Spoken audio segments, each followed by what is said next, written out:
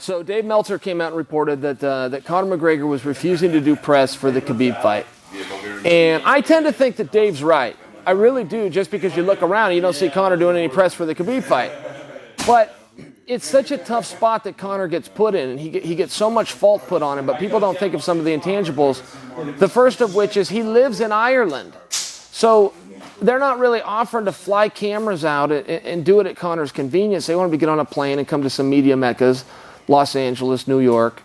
And they are willing to work with him. They'll take the cameras to him. I'm not saying that that's being rejected, but it's not quite as simple as you guys think. Some of those big media opportunities they want him to do take him away from his gym, and he's not being a jerk about it. He's just going, guys, how many masters do you want me to serve? I got a 5-round title fight coming up with a guy who's never been beaten. I'd like to be in shape for it. I'd like to be with my coach and with my team, and I can only fly so many of these guys around so many times. I can't duplicate the gym.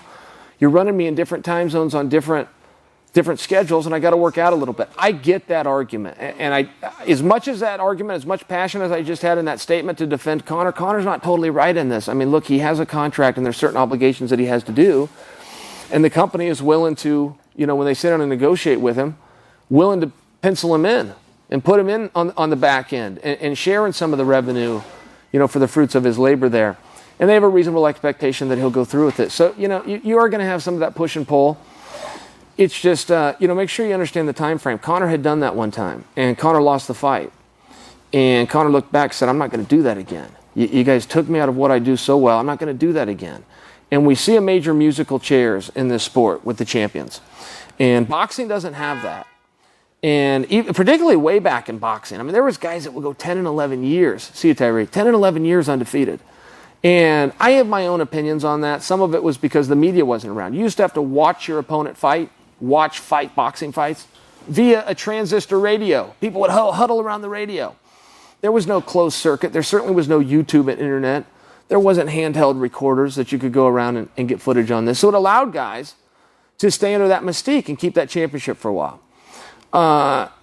As you got into MMA a little, and then you also had guys that were being protected in boxing. That's true. The best weren't fighting the best. That's true.